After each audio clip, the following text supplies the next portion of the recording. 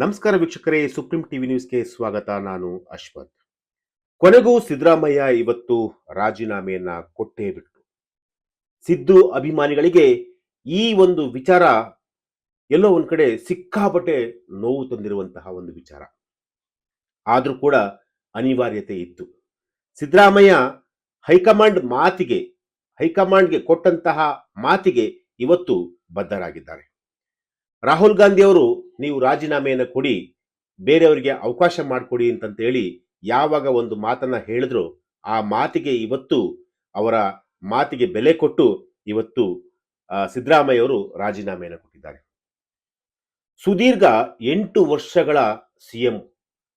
ನೀವು ನಂಬಲ್ಲ, ರಾಜ್ಯದಲ್ಲಿ ದೇವರಾಜು ಅರಸು ಅವರನ್ನ ಬಿಟ್ರೆ ನೆಕ್ಸ್ಟ್ ಅವರ ಒಂದು ಅವಧಿಯನ್ನ ಯಾರಾದ್ರೂ ಬೀಟ್ ಮಾಡಿದ್ದಾರೆ ಅಂತಂತಂದ್ರೆ ಅದು ಸಿದ್ದರಾಮಯ್ಯ ಅವರಿಗೆ. ಸಿದ್ದರಾಮಯ್ಯ ಅವರು ರಾಜ್ಯ ಕಂಡಂತಹ ಒಬ್ಬ ನಿಷ್ಠಾವಂತ ರಾಜಕಾರಣಿ.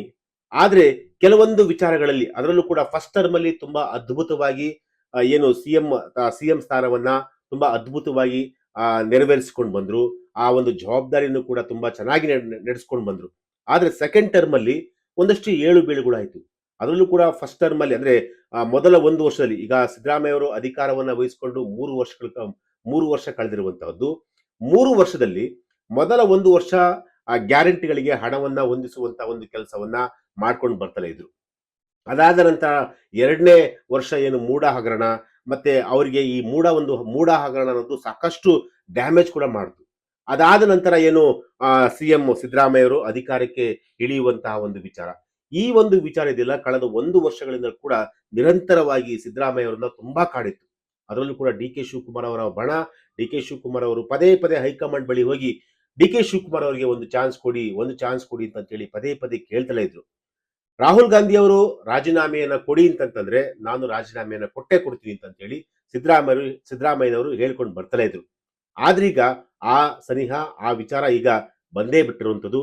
ರಾಹುಲ್ ಗಾಂಧಿ ಅವರು ನೀವು ರಾಜೀನಾಮೆಯನ್ನ ಕೊಡಿ ಸರ್ ಅಂತ ಹೇಳಿ ಈಗ ಏನು ಸಿದ್ದರಾಮಯ್ಯನವರಿಗೆ ಹೇಳಿದ್ದಾರೆ.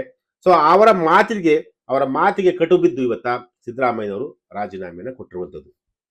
ಇವತ್ತು ಸಿದ್ದರಾಮಯ್ಯನವರು ವಿಧಾನಸೌಧದಲ್ಲಿ ಭಾಷಣವನ್ನ ಮಾಡಿದ್ರು, ಅಂದ್ರೆ ವಿಧಾಯಕದ ಭಾಷಣವನ್ನ ಮಾಡಿದ್ರು. ನಿನ್ನೆ ಅವರು ಏನು ವಿಧಾನಸೌಧಕ್ಕೆ ಹೋಗಿದ್ರು, ಹೋದಂತಹ ಸಂದರ್ಭದಲ್ಲಿ ಅಲ್ಲಿನ ಒಂದು ಏನು ತಂಡ ಏನಿದೆಯೋ ಅಥವಾ ಅಲ್ಲಿದ್ದಂತಹ ಸಿಬ್ಬಂದಿಗಳೇನಿದ್ರು ಅವರೆಲ್ಲರೂ ಕೂಡ ಸಿದ್ದರಾಮಯ್ಯನವ್ರನ್ನ ನೀವು ರಾಜೀನಾಮೆ ಕೊಡಬೇಡಿ ಸ್ವಾಮಿ ಅಂತ ಹೇಳಿ ಎಲ್ಲರೂ ಕೂಡ ಕೇಳ್ಕೊಂಡ್ರು. ಆದ್ರೆ ಸಿದ್ದರಾಮಯ್ಯನವರಿಗೆ ಇಲ್ಲ, ನಾನು ರಾಜೀನಾಮೆಯನ್ನು ಕೊಡಲೇಬೇಕು, ಮುಂದೆ ಬರುವಂತಹ ಸಿಎಂ ಅವರಿಗೆ ನಾನು ಅನುವನ್ನ ಮಾಡಿಕೊಡ್ಲೇಬೇಕು ಅಂತ ಹೇಳಿ ನಿನ್ನೆನೆ ಕೂಡ ನಿರ್ಧಾರ ಮಾಡಿದ್ರು. ಅದಾದ ನಂತರ ಇವತ್ತು ಬೆಳಿಗ್ಗೆ ಏನು ಮಧ್ಯಾಹ್ನ ರಾಜಭವನಕ್ಕೆ ಹೋದ್ರು. ಬೆಳಿಗ್ಗೆ ಏನು ಎಂದಿನಂತೆ ಎಲ್ಲಾ ಸಚಿವರನ್ನ ಕರೆದು ಉಪಹಾರ ಏನು ಕೊಟ್ಟರು, ಅಂದ್ರೆ ಒಂದು ಬ್ರೇಕ್ಫಾಸ್ಟ್ ಮೀಟಿಂಗ್ ಕೂಡ ಇತ್ತು. ಆ ಮೀಟಿಂಗ್ ಅಲ್ಲಿ ಡಿ ಕೆ ಶಿವಕುಮಾರ್ ಅವರು ಕೂಡ ಭಾಗವಹಿಸಿದ್ರು. ಡಿ ಕೆ ಶಿವಕುಮಾರ್ ಅವರು ಕಾಲಿಗೆ ನಮಸ್ಕಾರ ಮಾಡಿ, ಸಿದ್ದರಾಮಯ್ಯ ಅವರ ಕಾಲಿಗೆ ನಮಸ್ಕಾರ ಮಾಡಿಕೊಂಡು ಏನು ಅವರ ಆಶೀರ್ವಾದನ ಕೂಡ ಪಡೆದುಕೊಂಡ್ರು. ಅದಾದ ನಂತರ ಮಧ್ಯಾಹ್ನ 2:30ಕ್ಕೆ ಲೋಕಭವನಕ್ಕೆ ಬಂದ್ರು. ಲೋಕಭವನದಲ್ಲಿ ಏನು ರಾಜ್ಯಪಾಲರು ಇರಲಿಲ್ಲ, ರಾಜ್ಯಪಾಲರು ಬೇರೆ ಪ್ರವಾಸಕ್ಕೆ ಅಥವಾ ಅವರ ಒಂದು ಪರ್ಸನಲ್ ಕೆಲಸಕ್ಕೆ ಅವರು ಬೇರೆ ಕಡೆ ಹೋಗಿದ್ರು. ಸೊ ಅವರ ಅಂದ್ರೆ ಅವರ ಕಾರ್ಯದರ್ಶಿಗೆ ಏನು ಪ್ರಭುಶಂಕರ್ ಅಂತ ಹೇಳಿ ಅವ್ರಿಗೆ ರಾಜೀನಾಮೆಯನ್ನ ಸಲ್ಲಿಕೆ ಮಾಡಿದ್ರು. ಅದಾದ ನಂತರ ನೇರವಾಗಿ ವಿಧಾನಸೌಧಕ್ಕೆ ಬಂದ್ರು. ವಿಧಾನಸೌಧದಲ್ಲಿ ಒಂದಷ್ಟು ವಿಧಾಯದ ಭಾಷಣವನ್ನು ಕೂಡ ಮಾಡಿದ್ರು. ಅಂದ್ರೆ ಆ ಭಾಷಣವನ್ನ ಮಾಡುವಂತಹ ಸಂದರ್ಭದಲ್ಲಿ ರಾಜ್ಕುಮಾರ್ ಅವರು ಅಭಿಮಾನಿಗಳನ್ನ ದೇವರು ಅಂತೇಳಿ ಕರಿತಾ ಇದ್ರು. ಆದ್ರೆ ನಾನೊಬ್ಬ ರಾಜಕಾರಣಿ, ನಾನು ಸಂವಿಧಾನವನ್ನ ದೇವರು ಅಂತ ಕರಿತೀನಿ, ಸೊ ಹಾಗಾಗಿ ನನ್ನ ಮತದಾರರು ಎಲ್ಲರೂ ಕೂಡ ನನ್ನ ದೇವರೇ ಅವರು ಅಂತೇಳಿ ಭಾಷಣವನ್ನ ಶುರು ಮಾಡಿದ್ರು. ಅದು ಮೊದಲಿಗೆ ನಾನು ನನ್ನ ಸಿಎಂ ಸ್ಥಾನಕ್ಕೆ ರಾಜೀನಾಮೆಯನ್ನ ಕೊಡ್ತಾ ಇದ್ದೀನಿ ಅಂತ ಹೇಳಿ ಮೊದಲಿಗೆ ಮಾತನ್ನ ಶುರು ಮಾಡುವ ಮೂಲಕವೇ, ಆ ಒಂದು ರಾಜೀನಾಮೆ ಅನ್ನುವ ಮಾತನ್ನ ಆಡುವ ಮೂಲಕವೇ ಅವರು ಮಾತುಗಳನ್ನ ಶುರು ಮಾಡಿದ್ರು. ಅದಾದ ನಂತರ ತಮ್ಮ ಸಾಧನೆಗಳ ಬಗ್ಗೆ ಎಲ್ಲವನ್ನೂ ಕೂಡ ಹೇಳ್ಕೊಂಡ್ ಬಂದ್ರು. ಅದಾದ ನಂತರ ಮಾಧ್ಯಮಗಳು ಕೇಳುವಂತಹ ಪ್ರಶ್ನೆಗಳಿಗೂ ಕೂಡ ಉತ್ತರವನ್ನು ಕೊಟ್ಟರು. ಅದಾದ ನಂತರ ಸೀದಾ ಅವರು ಈಗ ರಾಜೀನಾಮೆಯನ್ನು ಕೊಟ್ಟು ಈಗ ಮನೆಗೆ ಹೋಗಿರುವಂಥದ್ದು. ವೀಕ್ಷಕರೇ, ಇಲ್ಲಿ ಒಂದು ಮಾತನ್ನ ಹೇಳಲೇಬೇಕಾಗುತ್ತೆ. ಸಿದ್ದರಾಮಯ್ಯನವರು ಅದೇನೇ ಇರಲಿ, ಮೂಡ ಹಗರಣ ಅದೊಂದು ವಿಚಾರ ಬಿಟ್ರೆ ಬೇರೆ ಅವರ ಒಂದು ಸಿಎಂ ಅವಧಿಯಲ್ಲಿ ನಿಜಕ್ಕೂ ಒಳ್ಳೊಳ್ಳೆ ಕೆಲಸಗಳನ್ನ ಮಾಡ್ಕೊಂಡ್ ಬಂದಿರುವಂತಹದ್ದು. ಅವ್ರು ಯಾರಿಗೂ ಕೂಡ ಒಬ್ರಿಗೂ ಕೂಡ ತೊಂದರೆ ಮಾಡದಂತವಲ್ಲ. ಗ್ಯಾರಂಟಿಗೆ ಹಣವನ್ನ ಹೊಂದಿಸುವುದಕ್ಕೆ ಎಲ್ಲ ಒಂದ್ ಕಡೆ ಗ್ಯಾರಂಟಿ ಹಣ ಬಂದಿಲ್ಲ ಅಥವಾ ಗೃಹಲಕ್ಷ್ಮಿ ಹಣ ಬಂದಿಲ್ಲ, ಆ ತರದ ವಿಚಾರಗಳಲ್ಲಿ ಒಂದ್ ಸ್ವಲ್ಪ ಇರುಸು ಮುರುಸು ಆಗಿರೋದು ಬಿಟ್ರೆ ನಿಜಕ್ಕೂ ಒಳ್ಳೆಯ ಆಡಳಿತವನ್ನು ಕೊಟ್ಟಿದ್ದಾರೆ. ಅದರಲ್ಲೂ ಕೂಡ ಫಸ್ಟ್ ಟರ್ಮ್ ಅಂತೂ ಕೂಡ ತುಂಬಾ ಅದ್ಭುತವಾದಂತಹ ಆಡಳಿತವನ್ನು ಕೊಟ್ಟಿದ್ದಾರೆ. ಆದರೆ ಸೆಕೆಂಡ್ ಟರ್ಮ್ ಅಲ್ಲಿ ಅವರಿಗೆ ಒಂದಷ್ಟು ಗೊಂದಲಗಳು, ಒಂದಷ್ಟು ಸಮಸ್ಯೆಗಳು ಕಾಡ್ತಲೇ ಇತ್ತು. ಅದರಲ್ಲೂ ಕೂಡ ಆ ಮೂಡ ಹಗರಣ ಅಂತೂ ಬಿಡಿ, ಅವರಿಗೆ ಇಡೀ ಅವರ ಒಂದು ರಾಜಕೀಯದ ಒಂದು ಕಪ್ಪು ಚುಕ್ಕೆ ಏನಾದ್ರೂ ಇದೆ ಅಂತಂತಂದ್ರೆ ಅದು ಮೂಡ ಹಗರಣ. ಅದನ್ನ ಹೊರತುಪಡಿಸಿದ್ರೆ ಬೇರೆ ಯಾವ ಹಗರಣದಲ್ಲೂ ಕೂಡ ಅವರು ಭಾಗಿಯಾಗಿಲ್ಲ. ಎಂಥದ್ದೇ ಏನೇ ಸಮಸ್ಯೆ ಬಂದ್ರು ಕೂಡ ಅದನ್ನೆಲ್ಲವನ್ನು ಕೂಡ ಫೇಸ್ ಮಾಡ್ಕೊಂಡ್ ಬಂದ್ರು. ಇವತ್ತು ಕೂಡ ದೇವರಾಜ ಅರಸ್ ಅವರ ಒಂದು ಅವಧಿಯನ್ನ ಯಾರಾದರೂ ಬೀಟ್ ಮಾಡಿದ್ದಾರೆ ಅಂತಂದ್ರೆ ಅದು ಸಿದ್ದರಾಮಯ್ಯರಿಗೆ ಸಲ್ಲುತ್ತೆ.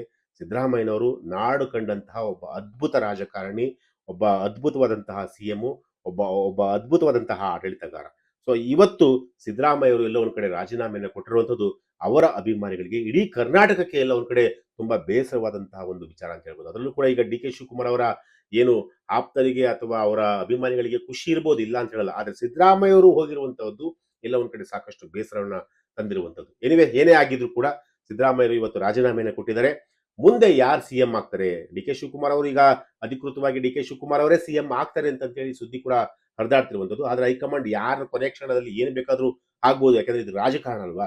ಸೊ ಏನ್ ಬೇಕಾದ್ರೂ ಆಗ್ಬೋದು. ಸೊ ಹಾಗಾಗಿ ಎನಿವೆ ಡಿ ಕೆ ಶಿವಕುಮಾರ್ ಅವರೇ ಸಿಎಂ ಆಗ್ಲಿದ್ದಲ್ಲೂ ಕೂಡ ನಾವು ಕೂಡ ಕೇಳ್ಕೊಳ್ಳೋಣ. ಡಿ ಕೆ ಶಿವಕುಮಾರ್ ಅವರು ಶ್ರಮ ಪಟ್ಟಿದ್ದಾರೆ. ಸೊ ಕಾಂಗ್ರೆಸ್ ಸರ್ಕಾರವನ್ನು ಅಧಿಕಾರಕ್ಕೆ ತರಲಿಕ್ಕೆ ಅವರು ಕೂಡ ಶ್ರಮ ಪಟ್ಟಿದ್ದಾರೆ.